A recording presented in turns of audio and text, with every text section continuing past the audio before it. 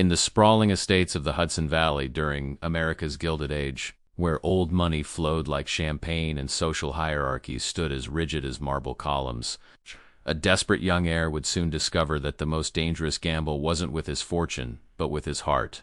When scandal threatened to destroy everything his family had built over generations, he would turn to the most unlikely savior, a woman society deemed beneath his notice. But what began as a calculated deception would unravel into something far more perilous than either could have imagined. The morning mist clung to the manicured lawns of Ashford Manor like a silk shroud, its tendrils weaving between the ancient oak trees that had witnessed 3 generations of American aristocracy. Inside the grand estate, 24-year-old Duke Ashford III paced the marble floors of his father's study, his polished Oxford shoes echoing against the cold stone like a countdown to his doom. "The board meeting is in 3 days, Duke," his father's voice cut through the silence like a blade. Harrison Ashford, too, sat behind his mahogany desk, his silver hair gleaming in the lamplight, his steel-gray eyes reflecting decades of ruthless business acumen. 3 days to prove you're worthy of inheriting the Ashford steel empire, or watch it crumble into the hands of your cousin Reginald.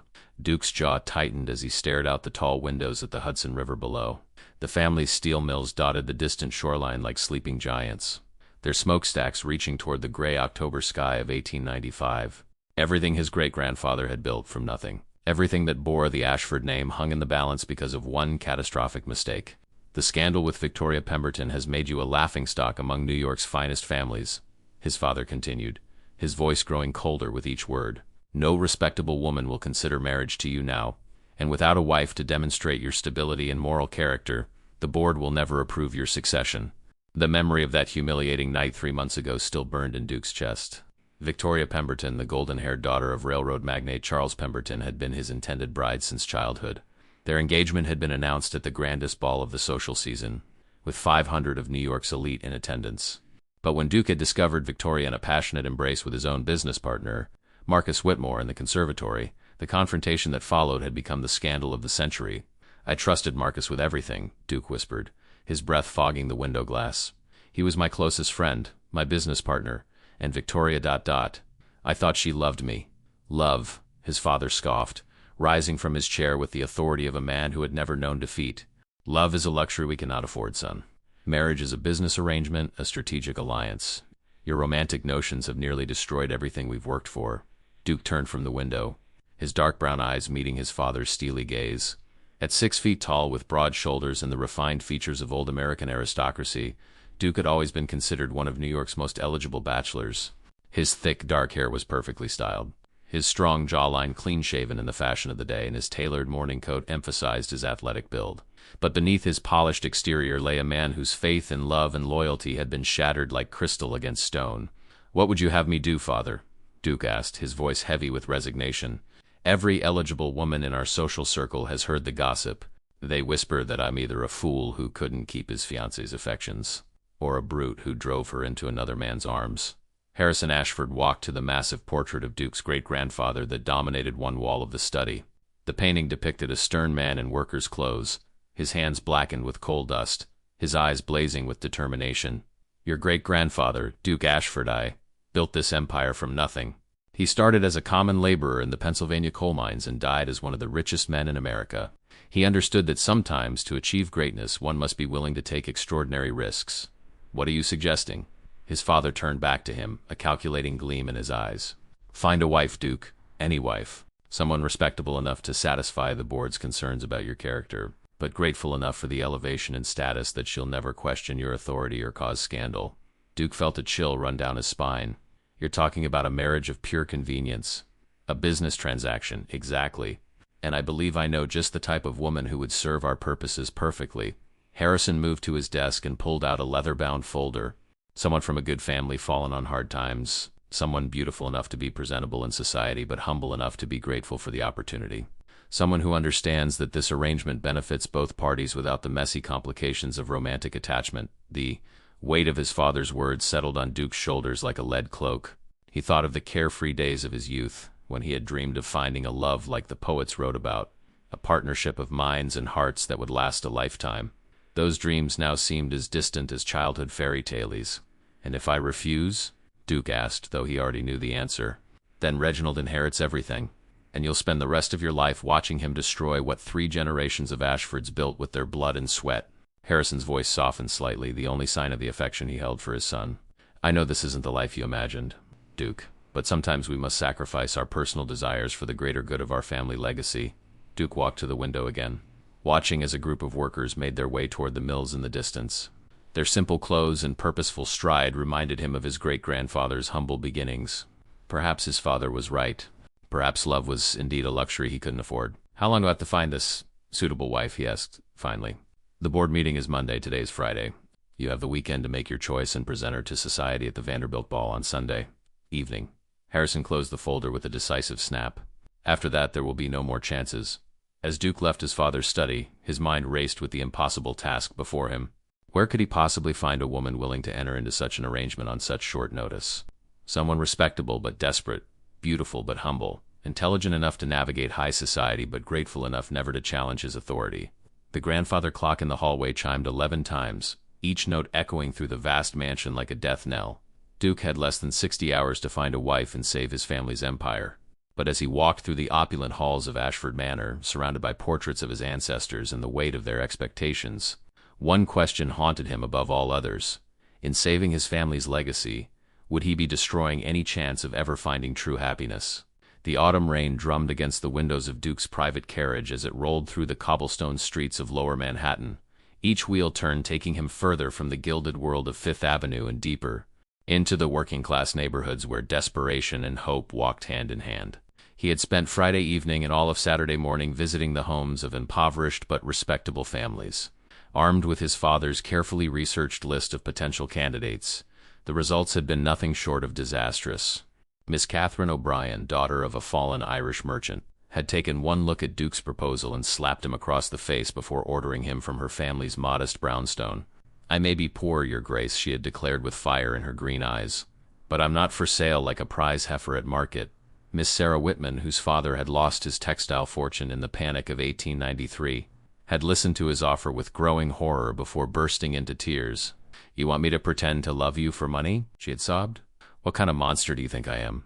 And Miss Elizabeth Porter, the once wealthy banker's daughter now working as a seamstress to support her ailing mother, had simply stared at him in stunned silence before quietly asking him to leave, her dignity intact even in her threadbare dress. Now, as Sunday afternoon shadows lengthened across the city, Duke found himself in the most unlikely of places, the immigrant tenements of the Lower East Side. His coachman, Thomas, had reluctantly agreed to venture into these rough neighborhoods, though his nervous glances at the narrow alleys and crowded fire escapes betrayed his discomfort. Perhaps we should return to the manor, Your Grace, Thomas called down from his perch. The Vanderbilt ball begins in just 4 hours, and you'll need time to prepare. Duke ignored him, his attention caught by a small sign hanging above a modest storefront. Rossetti's Tailoring, Finest Alterations. Through the rain-streaked window, he could see a young woman bent over a sewing machine, her dark hair catching the lamplight as she worked with practiced precision. Something about her focused concentration, the graceful curve of her neck, and the determined set of her shoulders made him pause. Wait here, he commanded, stepping down from the carriage into the rain. The bell above the door chimed softly as Duke entered the small shop. The scent of wool and cotton filled the air, along with the rhythmic sound of the sewing machine. Bolts of fabric lined the walls in neat rows, and half-finished garments hung from wooden forms like silent sentinels. The young woman at the machine looked up at his entrance, and Duke felt his breath catch in his throat.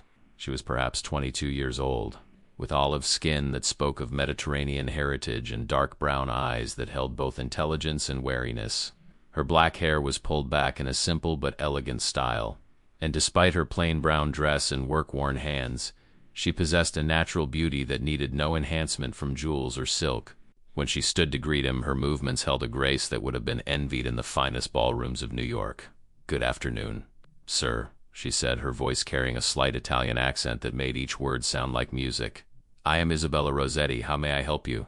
Duke found himself momentarily speechless, struck not just by her beauty but by the quiet dignity she radiated despite her humble surroundings. I was hoping you might be able to help me with a rather unusual request, Miss Rossetti." Isabella's dark eyes studied him carefully, taking in his expensive overcoat, his perfectly tailored suit, and the unmistakable bearing of wealth and privilege. "You are not from this neighborhood, signore. What brings a gentleman like you to our little shop?"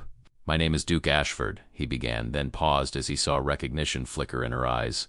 Even here in this working-class enclave, his family's name carried weight. I find myself in need of assistance, of a rather delicate nature.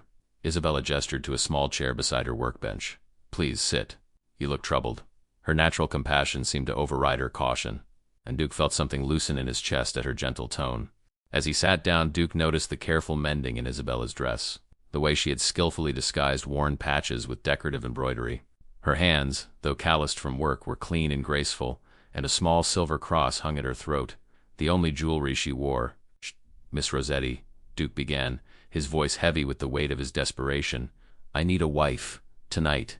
Isabella's eyebrows rose in surprise, but she didn't laugh or recoil as the other women had. Instead, she studied his face with those intelligent dark eyes as if trying to read the story written in his features. That is indeed unusual, Senior Ashford. May I ask why such urgency? Duke found himself telling her everything. The scandal with Victoria, the board meeting, his father's ultimatum, and the impossible deadline he faced. As he spoke, Isabella listened without judgment, occasionally nodding or asking a clarifying question. Her calm presence was like a balm to his frayed nerves. So you see, he concluded, I need someone willing to enter into a marriage of convenience. Someone who would benefit from the arrangement but understand its temporary nature. After a suitable period, we could quietly divorce, and you would be compensated generously for your time. Isabella was quiet for a long moment, her fingers absently smoothing a piece of silk on her workbench. And what makes you think I would be interested in such an arrangement, Senior Ashford? Duke gestured around the small shop. Your circumstances suggest that financial security might be welcome, and I assure you, the compensation would be substantial enough to ensure your comfort for life. A flash of something anger? Hurt? Crossed Isabella's features before she composed herself. You assume much about my circumstances, Signore. Psst. I work with my hands, and yes, I am not wealthy, but I am not desperate enough to sell my soul for money. Duke felt his last hope slipping away like sand through his fingers. Miss Rossetti, please. I'm not asking you to sell your soul. I'm offering you an opportunity to escape poverty, to live in comfort and security. All I ask in return is that you play a role for a few months. Isabella stood and walked to the window, watching the rain cascade down the glass. You speak of playing a role, but marriage is sacred, Senior Ashford. In my family, in my faith, it is not something to be entered into lightly or falsely. I understand your reservations, Duke said, rising to join her at the window. But consider this. Your sacrifice could save hundreds of jobs at my family's mills. If I don't inherit the company, my cousin Reginald will close half the factories and put countless families on the street. Sometimes we must make difficult choices for the greater good. Isabella turned to look at him, and Duke saw something shift in her expression. You truly believe this? That your cousin would destroy so many livelihoods? I know it, Duke said grimly. Reginald cares only for profit margins and stock prices. He's already drawn up plans to move production to cheaper facilities in the South. The workers here mean nothing to him. Isabella was quiet again, her gaze moving from Duke's face to the street outside, where working men and women hurried through the rain, their shoulders bent against the weather and the weight of their daily struggles. If I were to consider such an arrangement, she said slowly, what exactly would be expected of me? Duke's heart leaped with hope. You would need to appear at the Vanderbilt ball tonight as my fiancée. We would announce our engagement, and you would need to convince society that our romance is genuine. After the board meeting tomorrow, we would marry quickly and quietly. You would live at Ashford Manor as my wife for perhaps 6 months, attending social functions and playing the role of the devoted spouse. And after 6 months, we would arrange a discreet divorce. You would receive a settlement of $50,000, enough to live comfortably for the rest of your life. And I would ensure you have excellent references should you choose to remarry or pursue other opportunities. Isabella's eyes widened at the sum more money than she could earn in 20 lifetimes of sewing. But Duke saw something else in her expression. Calculation, intelligence, and perhaps a hint of something deeper. There is one problem with your plan, Senior Ashford, she said finally. I am not a lady. I am the daughter of Italian immigrants, a working woman with calloused hands and no knowledge of high society. Your friends will see through this deception in minutes. Duke felt a smile tug at the corners of his mouth, the first genuine smile he'd felt in months. Miss Rossetti, you underestimate yourself. You have natural grace, intelligence, and beauty that no amount of breeding can create. As for the rest, we have 4 hours to transform you into a duchess. Isabella stared at him for a long moment, and Duke held his breath, knowing that his entire future hung on her next words. Outside, the rain continued to fall, washing the streets clean and carrying away the debris of the day. $50,000, she said quietly. And you swear that this marriage would be in name only? That you would not expect certain privileges. You have my word as a gentleman, Duke said solemnly. This would be a business arrangement, nothing more. Isabella closed her eyes, and Duke could almost see the war being fought behind her dark lashes. Duty against desire, practicality against principle, survival against sentiment. When she opened her eyes again, they held a resolve that made Duke's chest tighten with something he couldn't quite name. Very well, Signor Ashford, she said, extending her hand to him. I will be your temporary wife. But know this, I'm not doing this for your money alone. If what you say about your cousin is true, then perhaps this deception serves a greater purpose than either of us. As Duke took her hand in his, feeling the calluses that spoke of honest work and the strength that spoke of an indomitable spirit, he realized that he had found far more than just a convenient bride. He had found a woman who might just save not only his inheritance, but his faith in the possibility that honor and compassion could still exist in his gilded world. But as the clock on the wall chimed 4 o'clock, marking the beginning of the most dangerous gamble of his life, Duke couldn't shake the feeling that he was about to discover just how high the stakes of this deception truly were. The next 3 hours passed in a whirlwind of silk, pearls, and barely contained panic. Duke's carriage raced through the darkening streets of Manhattan as Isabella sat rigidly beside him, her work-worn hands clutching a small leather satchel containing her few precious belongings. The transformation from seamstress to duchess would require nothing short of a miracle, and they both knew it. Madame Dubois owes my family several favors, Duke explained as they pulled up to an elegant townhouse on East 57th Street. She's the finest dressmaker in New York, and more importantly, she's discreet. If anyone can prepare you for tonight, it's her. Madame Dubois herself answered the door, a petite Frenchwoman with silver hair and sharp blue eyes that missed nothing. She took one look at Isabella and clapped her hands together in delight.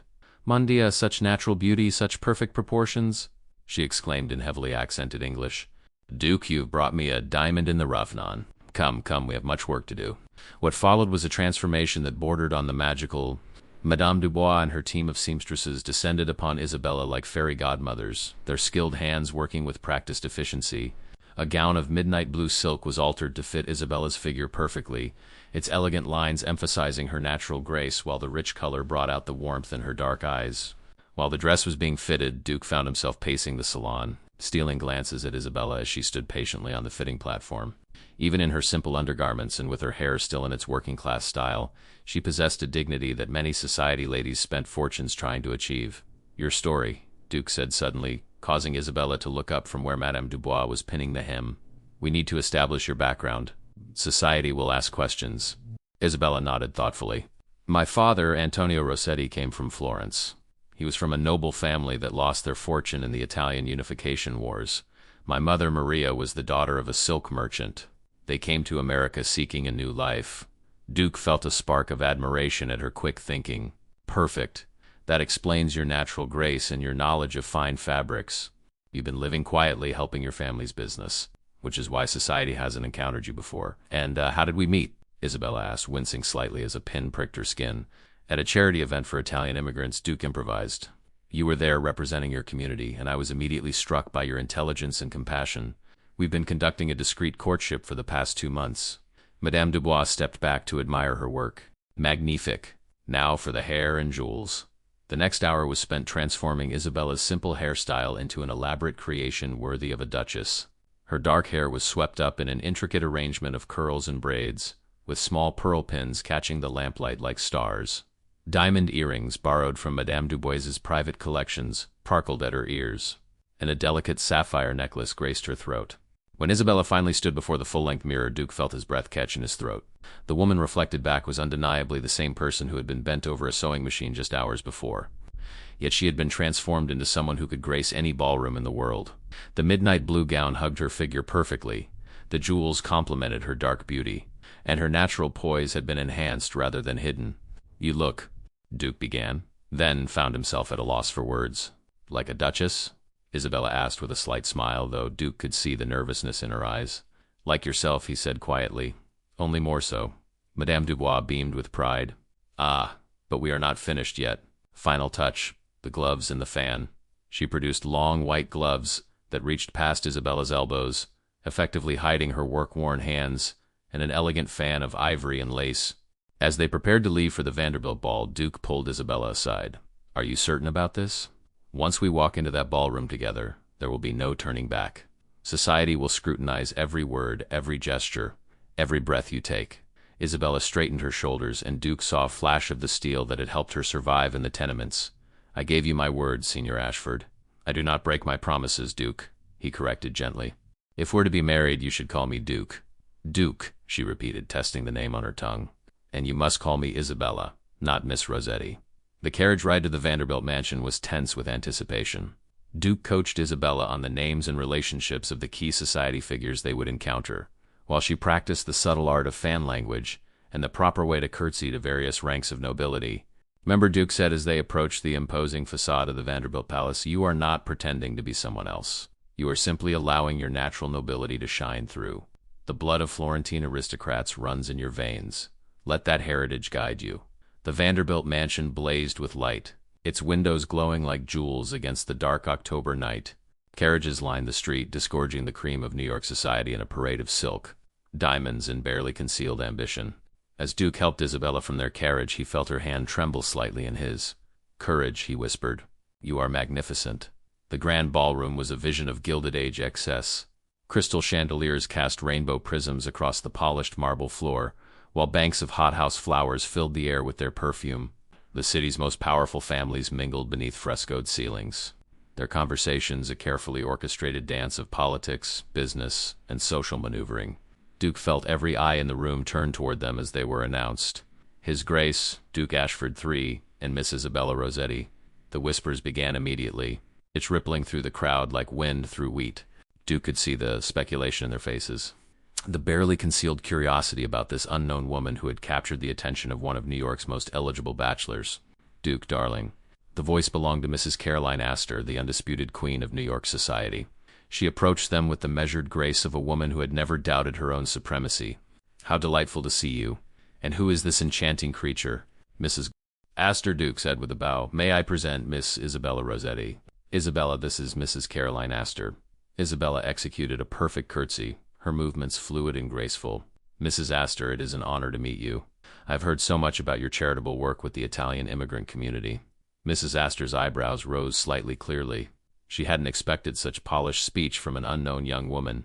How kind of you to say, my dear.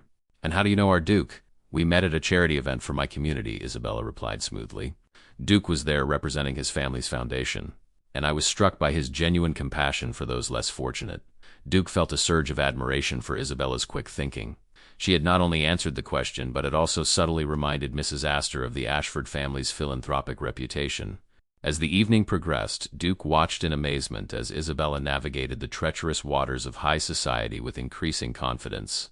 She spoke knowledgeably about art and literature, her Italian heritage lending authenticity to her observations about Renaissance masters. When questioned about her family, she spoke with quiet dignity about their noble past and their current circumstances, never apologizing for her background, but never boasting either. The true test came when Victoria Pemberton arrived with Marcus Whitmore on her arm. Duke felt Isabella stiffen beside him as the couple approached, Victoria's golden hair gleaming under the chandeliers and her emerald gown cut to display her considerable assets. Duke, Victoria purred, her blue eyes glittering with malice. How unexpected to see you here, and with such charming company. Her gaze raked over Isabella with barely concealed disdain. Victoria, Duke replied coolly. Marcus. May 1 present, Miss Isabella Rossetti. Isabella, this is Miss Victoria Pemberton and Mr. Marcus Whitmore. Isabella inclined her head gracefully. Miss Pemberton, Mr. Whitmore. What a pleasure. Victoria's smile was sharp as a blade. Rossetti, such an interesting name. Italian, I presume? How exotic. And what does your family do, my dear? Duke tensed, knowing that Victoria was probing for weakness, but Isabella's response was flawless. My family has been in the silk trade for generations, Isabella replied with quiet pride. We believe that beauty and craftsmanship should be accessible to all, not just the privileged few. The subtle barb hit its mark. Victoria's smile faltered slightly, while several nearby guests nodded approvingly at Isabella's gracious response. Marcus, clearly uncomfortable with the tension, attempted to change the subject.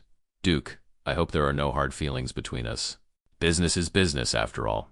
Duke's jaw tightened, but before he could respond, Isabella stepped forward slightly, her voice carrying just enough steel to cut through the pleasantries. Indeed, Mr. Whitmore, though I've always believed that true gentlemen conduct their business with honor, not deception. The words hung in the air like a challenge. Marcus flushed red, while Victoria's eyes narrowed dangerously. But before either could respond, the orchestra struck up a waltz, and Duke smoothly offered Isabella his arm. "Shall we dance, my dear?" As they moved onto the dance floor, Duke marveled at Isabella's natural grace. She followed his lead perfectly, her movements fluid and confident, despite having learned to waltz only hours before from Madame Dubois. "That was brilliantly done," Duke murmured as they turned. "You put them both in their place without losing your dignity." Isabella's eyes sparkled with something that might have been mischief. "In my neighborhood, we learn early how to handle bullies. The weapons may be different here, but the principle remains the same." As the waltz continued, Duke found himself studying Isabella's face in the soft light of the chandeliers. Her natural beauty was enhanced by the elegant setting, but it was her intelligence and spirit that truly captivated him. For a moment he almost forgot that their engagement was merely a performance. The spell was broken when his father appeared at the edge of the dance floor, his expression unreadable. Duke knew that the real test was yet to come, convincing Harrison Ashford that this marriage would serve the family's interests. As the music ended and they made their way toward his father, Isabella squeezed Duke's arm gently. "Whatever happens next," she whispered, "remember that we are in this together now." Duke looked down at her, struck by the realization that somewhere in the space of a few hours this remarkable woman had become more than just a convenient solution to his problems. She had become his partner in the most dangerous deception of his life. But as they approached his father, Duke couldn't shake the growing certainty that the greatest danger wasn't in being discovered as frauds. It was in the possibility that what had begun as pretense might be transforming into something terrifyingly real. Harrison Ashford stood like a granite monument at the edge of the ballroom, his steel-gray eyes fixed on his son and the mysterious woman who had appeared at Duke's side like an answer to desperate prayers. As Duke and Isabella approached, the older man's expression remained carefully neutral, though Duke could see the calculating assessment behind his father's measured gaze. "Father," Duke said with practiced ease, "I'd like you to meet Miss Isabella Rossetti." "Isabella, this is my father, Harrison Ashford." Isabella curtsied with perfect grace, her dark eyes meeting Harrison's without flinching. "Mr. Ashford, it is an honor to meet you. Duke has spoken of you with such admiration and respect." Harrison's eyebrows rose slightly at her flawless diction and composed manner. "Miss Rossetti, I confess your name is unfamiliar to me. Which family are you from?" "The Florentine Rossettis, sir," Isabella replied smoothly. "My father, Antonio, brought our family to America after the Unification Wars cost us our ancestral holdings. We've lived quietly here, focusing on rebuilding our fortunes through honest work." Duke watched his father's expression shift almost imperceptibly. The mention of lost nobility would resonate with Harrison's own family history. The Ashfords had also risen from humble beginnings to reclaim their place among America's elite. "And how long have you known my son?" Harrison inquired, his tone carefully neutral. 2 months, sir," Isabella answered without hesitation. "We met at a charity event for Italian immigrants. I was there representing my community's interests, and Duke was there representing your family's foundation." I was immediately struck by his genuine compassion for those less fortunate. Harrison's lips curved in what might have been approval. "Compassion is indeed a virtue, though it must be tempered with practical wisdom. Tell me, Miss Rossetti, what are your thoughts on the current labor disputes affecting our industrial sector?" Duke tensed, recognizing his father's tactic. Harrison was testing Isabella's intelligence and her understanding of the complex issues facing their business empire. A wrong answer could destroy everything. Isabella considered the question thoughtfully before responding. "I believe that prosperity shared is prosperity multiplied, Mr. Ashford. Workers who feel valued and fairly compensated are more productive and loyal. However, I also understand that businesses must remain profitable to continue providing employment. The challenge lies in finding the balance that serves both interests." Harrison's eyes sharpened with interest. "An interesting perspective. And how would you propose achieving such a balance?" "Through honest dialogue and mutual respect," Isabella replied. "In my experience, most conflicts arise from misunderstanding rather than genuine malice. When both sides approach negotiations with good faith and a willingness to compromise, solutions can usually be found." Duke felt a surge of admiration for Isabella's diplomatic response. She had managed to sound both compassionate and practical, exactly the kind of thinking his father respected.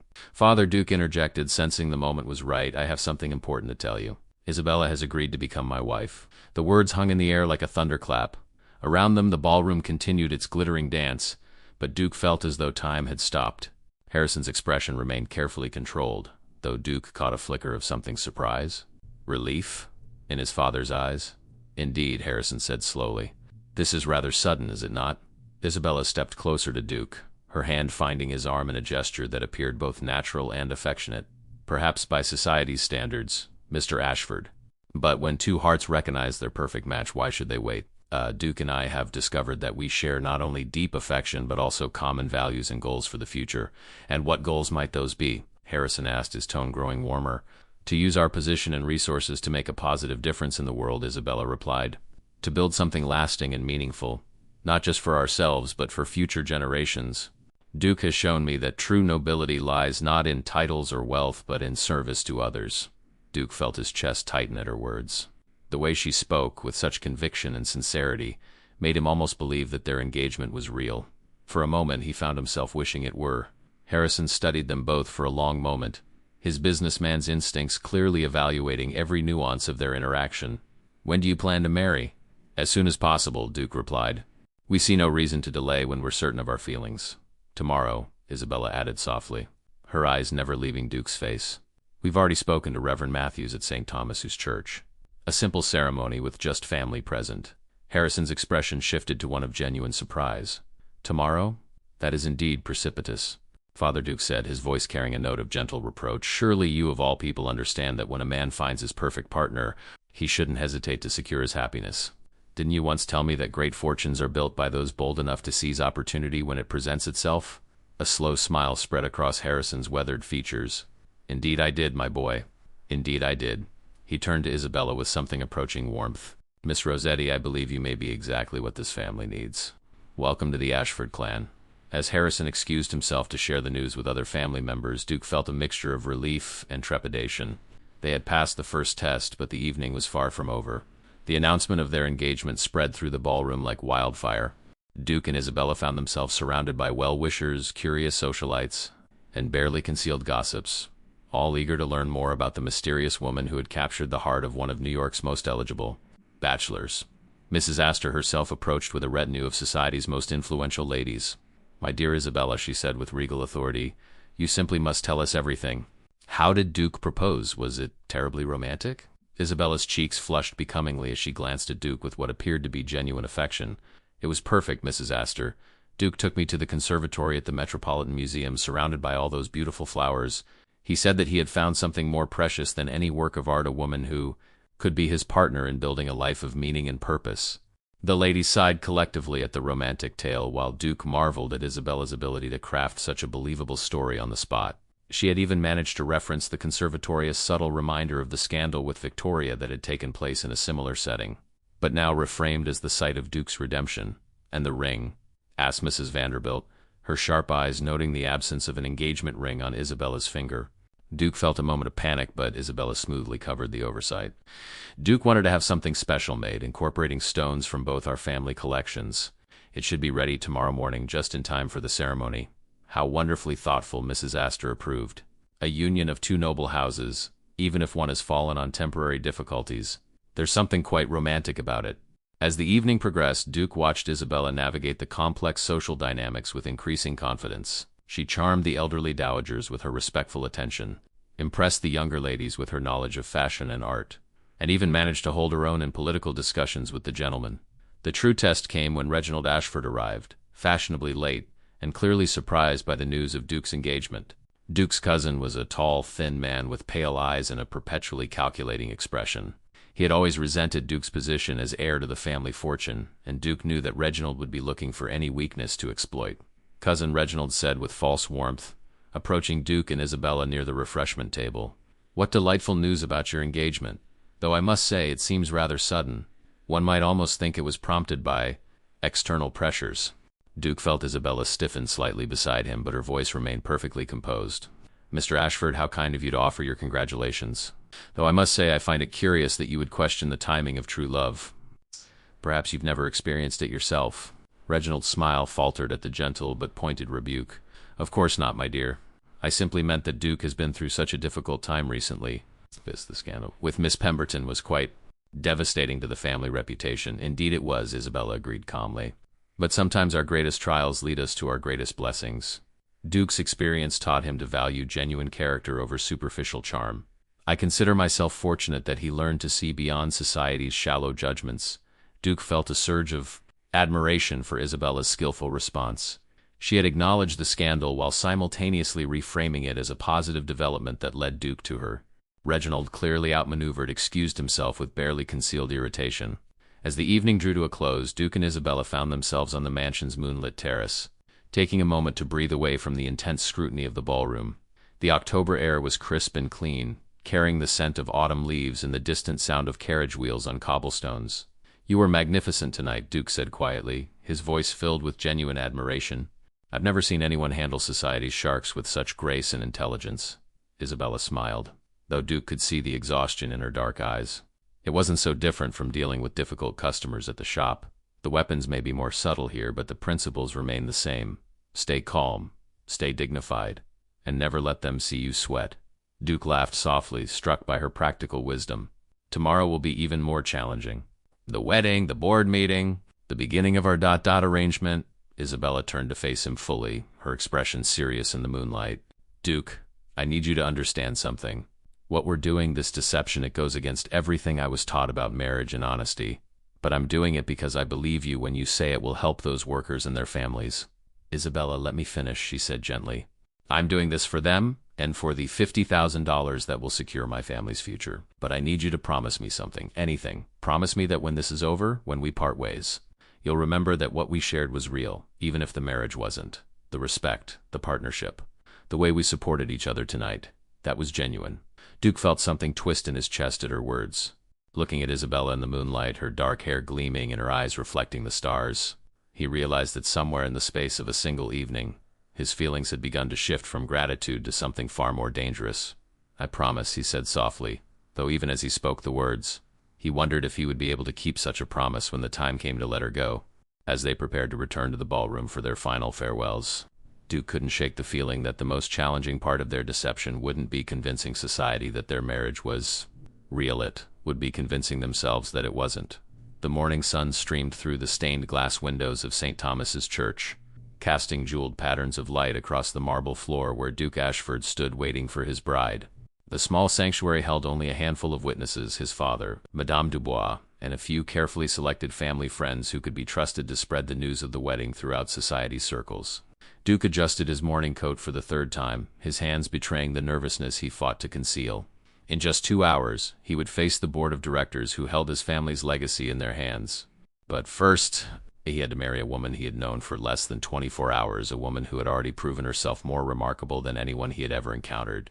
The church doors opened with a soft creak, and Duke's breath caught in his throat. Isabella walked down the aisle with quiet dignity, her arm linked with that of Father Giuseppe from her neighborhood parish, who had agreed to give her away. She wore a simple but elegant dress of ivory silk that Madame Dubois had worked through the night to complete, and a delicate veil that had belonged to Duke's grandmother, a last-minute addition from Harrison Ashford that spoke volumes about his growing approval of the match. As Isabella approached the altar, Duke found himself studying her face for any sign of doubt or regret. Instead, he saw only calm determination and something else, a warmth in her dark eyes that made his chest tighten with an emotion he dared not name. Reverend Matthews, a kindly man who had baptized Duke as an infant, began the ceremony with the traditional words that had bound countless couples before them. But as Duke listened to the ancient vows, he felt the weight of their deception pressing down upon him like a physical burden. "Do you, Duke Ashford III, take Isabella Rossetti to be your lawfully wedded wife, to have and to hold in sickness and in health, for richer or poorer, for better or worse, until death do you part?" Duke's voice was steady as he replied, "I do," though the words felt like both a promise and a betrayal. When it came time for Isabella's vows, Duke watched her face carefully. Her voice was clear and strong as she spoke the sacred words, but he caught a flicker of something: pain? Regret? In her eyes that made him wonder what private struggle she was fighting. The moment came for the exchange of rings. Duke slipped a simple gold band onto Isabella's finger, the hastily purchased symbol of their fraudulent union. When she placed a matching ring on his hand, her fingers trembled slightly, and Duke felt an unexpected jolt at the contact. "You may kiss the bride," Reverend Matthews announced with a gentle smile. Duke hesitated for a fraction of a second, suddenly aware that this would be their first kiss, and that it would be witnessed by others, making it part of their performance rather than a private moment between them. Isabella seemed to sense his uncertainty, for she stepped closer and lifted her face to his with quiet courage. Their lips met in a kiss that was meant to be brief and ceremonial, but something unexpected happened. For a moment that stretched like eternity, the church, the witnesses, and the weight of their deception all faded away. There was only Isabella, the warmth of her lips, the faint scent of jasmine in her hair, and the startling realization that what he felt in that instant was anything but pretense.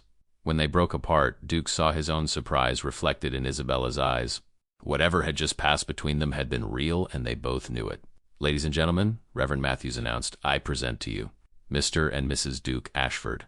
The small gathering applauded politely as Duke and Isabella signed the marriage certificate, their signatures binding them together in the eyes of the law, if not in truth.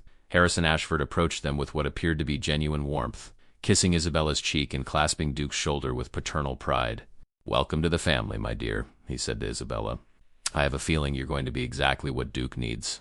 As they left the church, Duke helped Isabella into the waiting carriage that would take them to Ashford Manor. The board meeting was scheduled for 11 o'clock, giving them barely enough time to change clothes and prepare for the most important performance of their lives. "How do you feel, Mrs. Ashford?" Duke asked as the carriage rolled through the streets of Manhattan. Isabella's smile was tinged with something he couldn't quite identify. "Strange," she admitted. "I keep expecting to wake up and find this has all been an elaborate dream." "If it is a dream, then we're both having the same one," Duke replied. "Are you ready for what comes next?"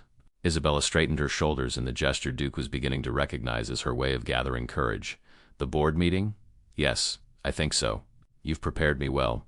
"It's not just the board meeting," Duke said quietly. "After today you'll be living at Ashford Manor as my wife. Society will be watching our every move, looking for any sign that our marriage isn't genuine." Isabella was quiet for a moment, her gaze fixed on the passing scenery. "Duke, may I ask you something?" "Of course. When you kissed me in the church, was that part of the performance?" Duke felt heat rise in his cheeks. The question cut straight to the heart of his own confusion about what had happened in that moment. "I honestly am not sure," he admitted. "It was supposed to be, but it felt real," Isabella finished softly. "Yes, I felt it too." They rode the rest of the way in thoughtful silence, both grappling with the unexpected complication their genuine attraction had introduced to their carefully planned deception. Ashford Manor buzzed with activity as servants prepared for the board meeting. Duke changed into his most formal business attire while Isabella was helped into an elegant day dress of deep green silk that complemented her coloring perfectly. When they met in the grand foyer, Duke was struck once again by how naturally she seemed to belong in these opulent surroundings. The board members began arriving at precisely 11 o'clock. Duke recognized each face. These were the men who controlled the fate of his family's empire.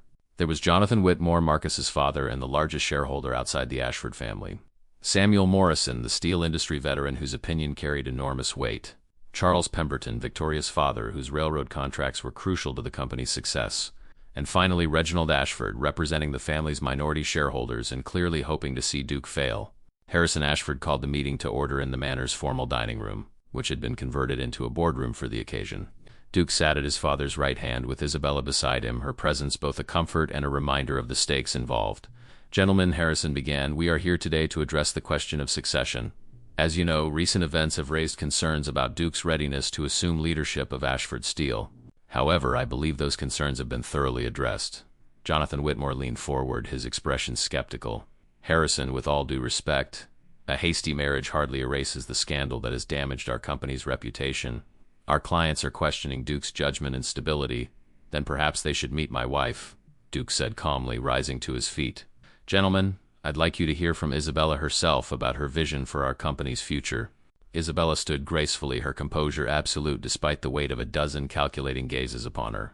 "Gentlemen, I understand your concerns about Duke's fitness to lead this company, but I would ask you to consider not just the man he was, but the man he has become." She moved around the table as she spoke, her voice carrying the quiet authority Duke had first noticed in her shop. Duke's experience with betrayal and public humiliation has taught him valuable lessons about character and loyalty. He now understands the difference between those who serve their own interests and those who serve greater purpose. Samuel Morrison, the industry veteran, nodded thoughtfully. "An interesting perspective, Mrs. Ashford, but how does personal growth translate to business leadership?" "Because business at its core is about people," Isabella replied. "The workers who forge the steel, the customers who buy our products, the communities that depend on our success. Duke has learned to see beyond the balance sheets to the human cost of every decision." She paused beside Charles Pemberton's chair, her dark eyes meeting his directly. "Mr. Pemberton, your daughter chose to end her engagement to Duke. While that was painful for him personally, it freed him to find a partner who truly shares his values and vision. Sometimes what appears to be a setback is actually a redirection toward something better." Pemberton's expression softened slightly at her diplomatic handling of the sensitive topic. "You speak very eloquently, Mrs. Ashford, but eloquence doesn't necessarily translate to business acumen." "You're absolutely right," Isabella agreed, "which is why I've spent the past 2 months studying every aspect of this company's operations. I've visited the mills, spoken with the workers, reviewed the financial reports, and analyzed our competitive position. Duke felt a jolt of surprise. When had she had time to do such research? Then he realized she was improvising brilliantly, using her natural intelligence and the crash course he had given her about the business. What I found, Isabella continued, is a company with tremendous potential that's being held back by outdated thinking. We're so focused on competing with other steel companies that we're missing opportunities to innovate and expand into new markets. Reginald Ashford spoke for the first time, his voice dripping with skepticism. Such as? Isabella smiled, and Duke saw a flash of the steel that had helped her survive in the tenements. Such as the growing demand for steel in residential construction, the automobile industry that's just beginning to emerge, the infrastructure projects that will be needed as America continues to expand westward. We're thinking like a 19th century company when we should be preparing for the 20th century. The room fell silent as the board members absorbed her words. Duke felt a surge of admiration for Isabella's quick thinking and natural business instincts. She had taken the limited information he had given her and woven it into a compelling vision for the company's future. Harrison Ashford stood slowly, his expression proud. Gentlemen, I believe you have your answer. Duke has not only overcome his personal challenges, but he has found a partner who will help him lead this company into a new era of prosperity. One by one, the board members voiced their approval. Even Reginald, though clearly reluctant, acknowledged that Duke had demonstrated the stability and vision necessary for leadership. As the meeting concluded and the board members departed, Duke found himself alone with Isabella in the grand dining room. The weight of what they had accomplished and what it meant for their future settled between them like a physical presence. You were incredible, Duke said quietly. The way you handled their questions, the vision you presented, ... It was brilliant. Isabella's smile was tinged with sadness. It was also mostly improvisation. I hope you realize that when this arrangement ends, you'll need to find someone who can actually deliver on those promises. Duke felt something cold settle in his stomach at her words. In the excitement of their success, he had momentarily forgotten that their marriage was temporary, that Isabella would eventually leave and take her remarkable intelligence and strength with her. Isabella, he began, then stopped, unsure how to voice the growing certainty that letting her go would be the greatest mistake of his life. But before he could find the words, Harrison Ashford entered the room, his face beaming with satisfaction. Well done, both of you, Duke. You've secured your inheritance. And Isabella, you've proven yourself a worthy addition to this family. As his father continued to praise their performance, Duke watched Isabella's face and saw something that made his chest tighten with an emotion he was finally ready to name. In her dark eyes, he saw not triumph at their successful deception, but a deep sadness that suggested she, too, was beginning to realize that what they had created together was too precious to be merely temporary. The question that haunted him as they celebrated their victory was whether either of them would have the courage to admit that their marriage of convenience had become something far more complicated and far more real than either had ever intended. 6 months had passed since the wedding that was meant to be nothing more than an elaborate charade, and the sprawling gardens of Ashford Manor had transformed from autumn's golden tapestry to spring's tender green promise. Isabella stood at the window of what had become her private study, watching Duke direct the construction of a new workers' housing project on the estate grounds, one of many progressive initiatives they had implemented together since taking control of Ashford Steel. The company had flourished under their joint leadership in ways that exceeded even Isabella's ambitious projections from that first board meeting. They had modernized the mills, improved working conditions, and expanded into the emerging market she had identified. More importantly, they had created a partnership that had surprised everyone, including themselves, with its effectiveness and harmony. But as Isabella watched Duke's animated conversation with the construction foreman, she felt the familiar ache that had grown stronger with each passing day. Their marriage had been a performance so convincing that even they had begun to believe it was real. The problem was that for Isabella it had become real, devastatingly, completely, irrevocably real. She loved him. The realization had crept up on her gradually, hidden beneath the daily routines of their shared life. It was there in the way Duke listened to her ideas with genuine respect, in his quiet support during her first tentative steps into high society, in the gentle way he had helped her navigate the complex world of business and politics. It was there in their evening conversations by the fireplace, in the way he made her laugh with his dry observations about society's absurdities, in the careful distance he maintained to honor his promise that their marriage would remain platonic. That distance, meant as a kindness, had become a form of exquisite torture. A soft knock at the door interrupted her melancholy thoughts. "Come in," she called, turning from the window. Duke entered, his dark hair slightly disheveled from the morning's work, his shirt sleeves rolled up in a way that made Isabella's heart skip despite her best efforts to remain composed. In his hands, he carried a leather portfolio that she recognized as containing the quarterly financial reports.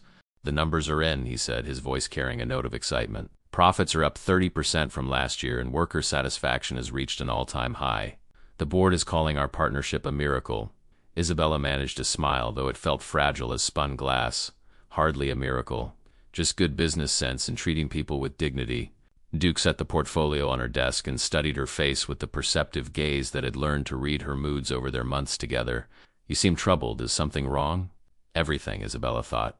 "Everything is wrong because I've fallen in love with my husband, and in 3 weeks our arrangement ends, and I disappear from his life forever. I've been thinking about our agreement," she said carefully. 6 months was the timeline we established, and that period is nearly over. Duke's expression shifted, something guarded replacing his earlier enthusiasm.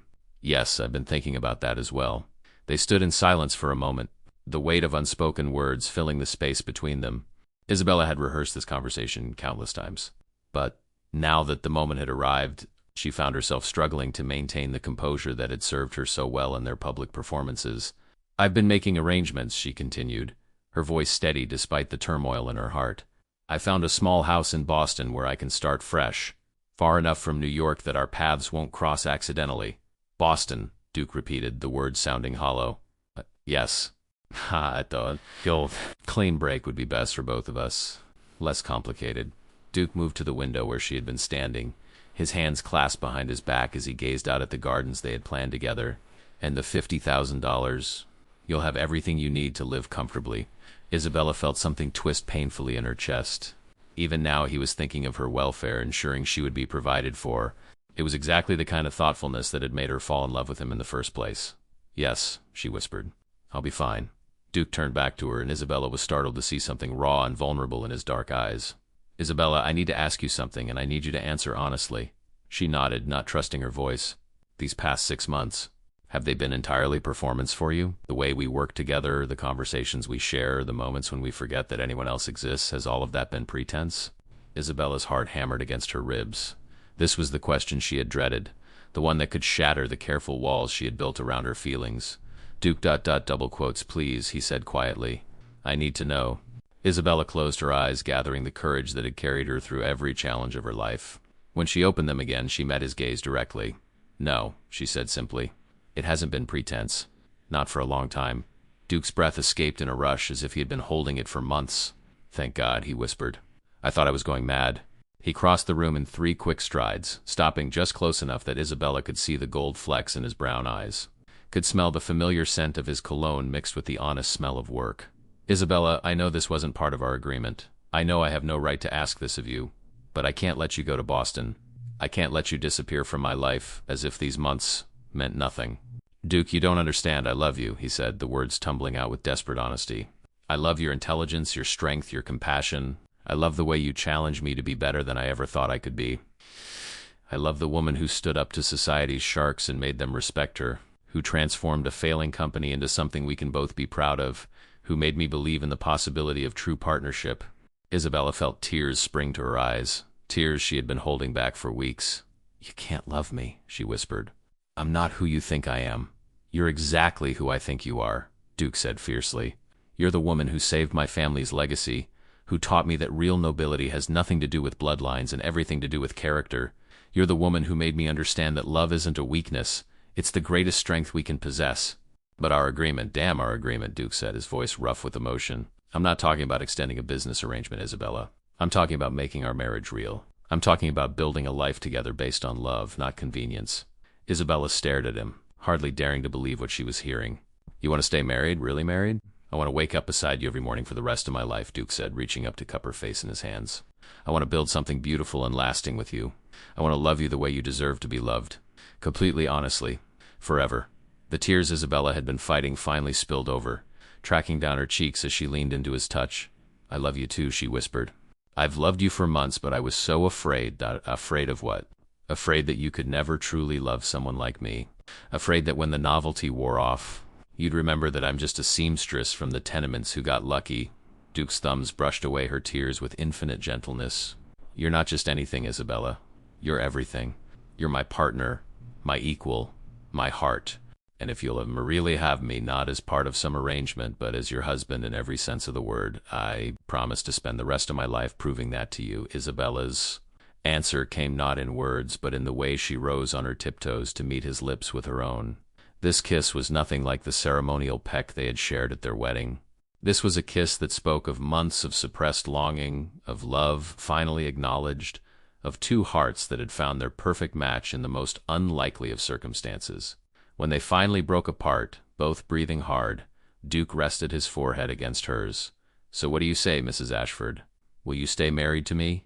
Isabella's smile was radiant, transforming her entire face with joy. "Yes," she said, laughing through her tears. "Yes, I'll stay married to you. But I have one condition. Anything. No more separate bedrooms," she said, her cheeks flushing pink but her gaze steady. "If we're going to do this, we're going to do it properly." Duke's answering grin was boyish and delighted. "I think that can be arranged," as he swept her into his arms, spinning her around the study while she laughed with pure happiness. Isabella marveled at the strange turns life could take. She had entered into a marriage of convenience to save her family from poverty and help Duke preserve his inheritance. Instead, she had found something infinitely more precious, a love that was real, deep, and lasting. Outside the window, the spring gardens bloomed with new life, and inside the study, two hearts that had been pretending to love each other finally admitted that the pretense had become the most beautiful truth of their lives. 6 months later, as Isabella stood in the same study, now expanded to accommodate both their desks and their shared vision for Ashford Steele's future, she reflected on the journey that had brought them to this moment. The company continued to thrive under their joint leadership. The workers' housing project had become a model for other industrialists, and their marriage had become the kind of love story that society ladies whispered about with envious sighs. But more than that, they had built something real and lasting, a partnership based on mutual respect, shared values, and a love that had grown stronger with each passing day. Duke had kept his promise to prove his love to her daily, and Isabella had discovered that she was indeed worthy of such devotion. As Duke entered the study carrying their 6-month-old daughter, little Maria, named for Isabella's mother, Isabella's heart swelled with a happiness she had never dared to dream possible.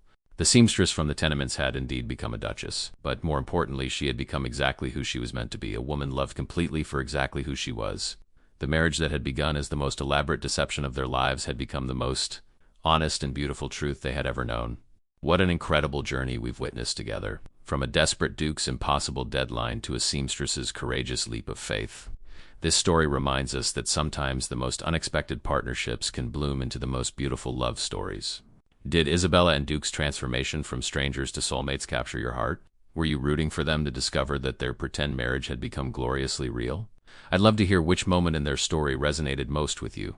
If you enjoyed this tale of love conquering all odds, please hit that subscribe button and ring the notification bell so you never miss another captivating story.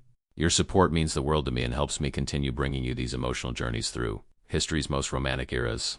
Drop a comment below and tell me, what did you think of Isabella's courage in accepting Duke's proposal? And which scene made your heart flutter the most? Their first dance, their wedding kiss, or that final confession of love?